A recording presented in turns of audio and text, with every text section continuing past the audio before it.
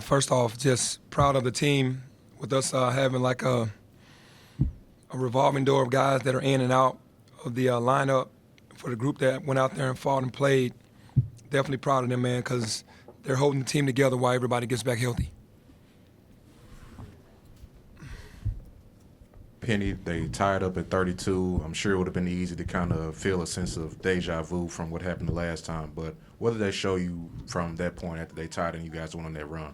Yeah, it showed me that they understood the moment, that it was kind of like that eerie feeling of going back to that day at ECU. I knew ECU was kind of gaining a little momentum, and then the team kind of felt that and got a stop and then went on a run and pushed the lead out. So I'm definitely happy every time these freshmen and these guys are learning in situations from the previous games when we played these teams the second time around.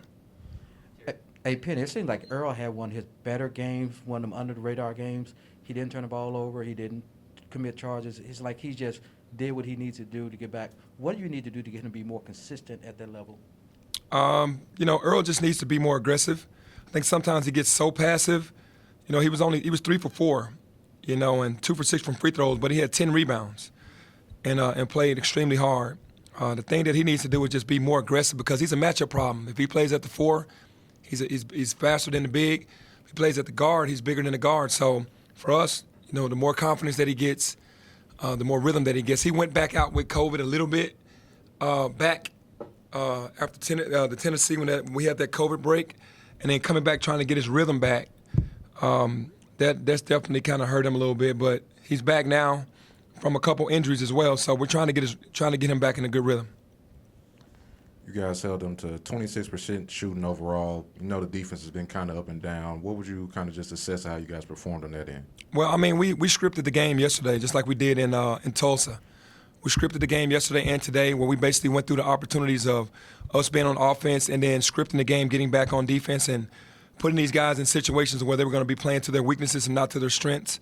We didn't do Tristan Newton as well today as we did Vance Jackson, but we knew we had to take one of those guys out. But scripting the game before we play it for these younger guys definitely helps them understand what's coming. So we'll draw up the plays, run one of our plays, get back in transition defense to take all the transition away, and then we'll play the set, and we'll take things away. So that's really been helping the guys. Penny, not that you obviously you don't want to go through this injury stuff, but the fact that you did, how beneficial do you think it's been for guys like Lester, it seems like, has gotten back on track, and Josh is obviously coming to his own. How beneficial do you think, as you look ahead to the final month of the season, month and a half, how beneficial could it end up being, now that maybe hopefully you're getting closer to getting through it? Yeah, it's definitely been beneficial for those two guys, Lester and Josh, because they're getting a ton of minutes. At first Josh would go in for a couple minutes, 2 or 3 minutes, and then get pulled out because the roster was so deep and we were playing the veterans.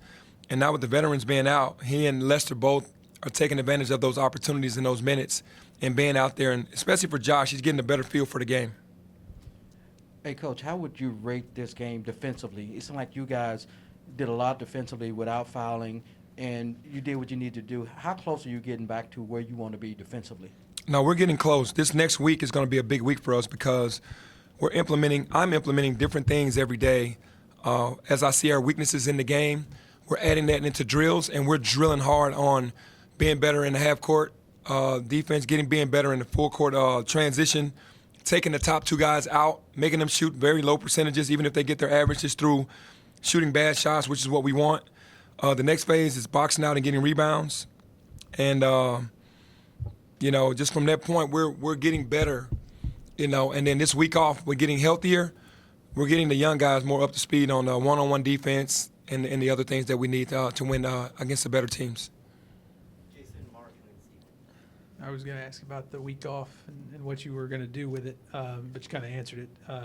So I'll just find something else. What did you make of the body language of the team tonight? Like when things were kind of getting dicey and things like that. Like it seemed like that might have been something that was bothering you a little bit. Yeah, well, I want the guys to stay engaged. I think that with having so many young guys, when things aren't going our way, they kind of get down.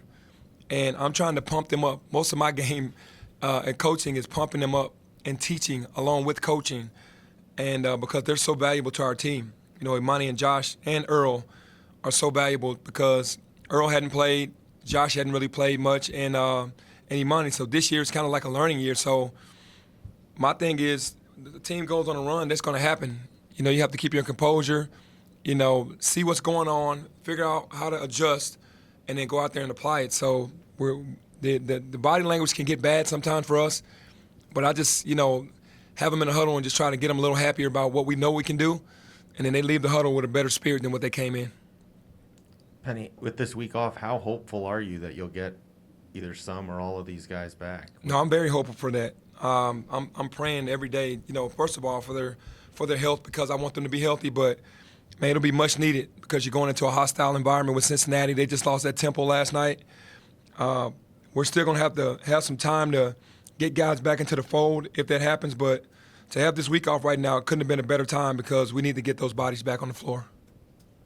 Kind of just going back to Josh, you said he's still learning the game. I think he had his second career double-double, third game with double-digit rebounds. What type of energy does he just kind of provide to the team when he's on the court? No, he exerts all of his energy. I mean, he's a high-level energy guy. He plays hard. You know, even where he doesn't know, he's still going to make the effort.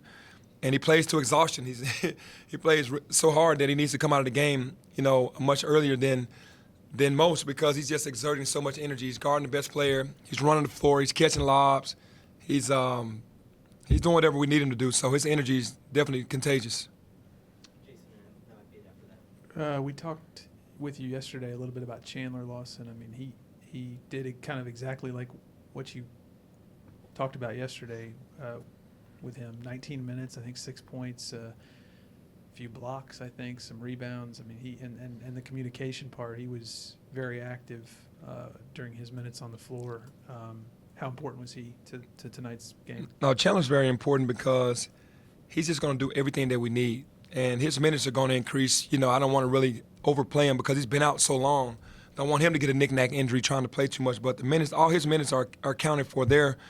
He's maximizing his minutes on the floor from his activity to his talking, understanding our game plan, making sure people are in places. Man, he's probably the most important player out there because he's the best communicator out there on the floor.